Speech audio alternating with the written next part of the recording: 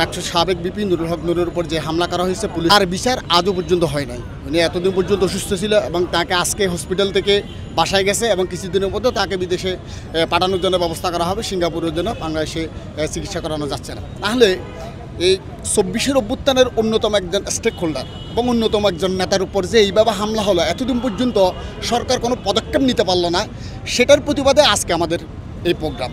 আমাদের যে দাবিগুলো হলো সেটা হলো এই হামলার সাথে যারা জড়িত সবাইকে অবশ্যই বিচারের মুখোমুখি করতে হবে এবং জাতীয় পার্টি সহ ১৪ দলকে বাংলাদেশের রাজনীতি থেকে নিষিদ্ধ করতে হবে। কেন নিষিদ্ধ করতে হবে? তারা ছিল আওয়ামী লীগের দোসর। উনি এখানে পরিপূর্ণরূপে সুস্থ হন না, এখন ওনার একটা মেজর অপারেশন আছে, সে অপারেশন করার জন্য হয়তো উনি বাইরে যাবেন চিকিৎসার জন্য। আমাদের দেশের চিকিৎসার জন্য সে আস্থাশীল, ঠিক আছে, কিন্তু উনি যেহেতু গণ অভ্যুত্থানের পূর্বে থেকে বেশ কয়েকবার উনি হামলায় শিকার হয়েছে, ওনার শরীরে অনেক আঘাত, মূলত সব কিছুকে বিবেচনা করে উনি দেশের বাইরে যাচ্ছে।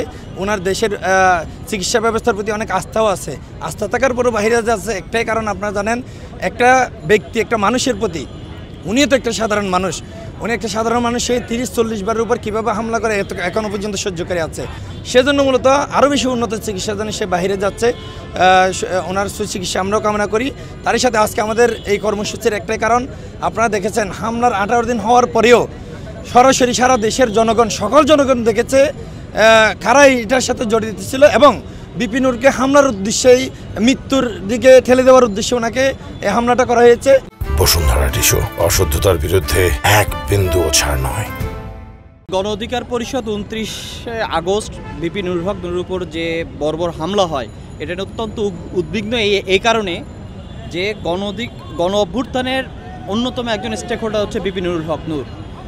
এই ইন্টারিম গভর্নমেন্ট থাকার পরে যদি এভাবে একজন দলের সভাপতিকে, যিনি গণ অধিকারের অন্যতম স্টেক হোল্ডার, তার উপর হামলা হয়, তাহলে পরবর্তীতে বা অন্য যারা গণ অভ্যুত্থানের সাথে ছিল তাদের নিরাপত্তা নিয়ে আসলে আমরা ভীষণভাবে উদ্বিগ্ন।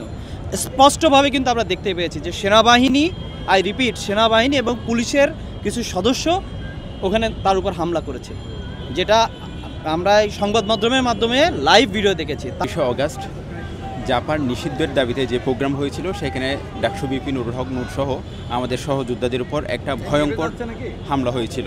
আমি গত কয়েকদিন আগে নূরবাকি দেখতে গিয়েছিলাম। আমি খুব আশঙ্কাজনকভাবে খুব লক্ষ্য করেছিলাম সবার আঘাতগুলো হেড অ্যান্ড নেক অ্যান্ড মাথার আশেপাশেই, যেগুলো খুবই ভয়ঙ্কর এবং মরণঘাতী আঘাত ছিল।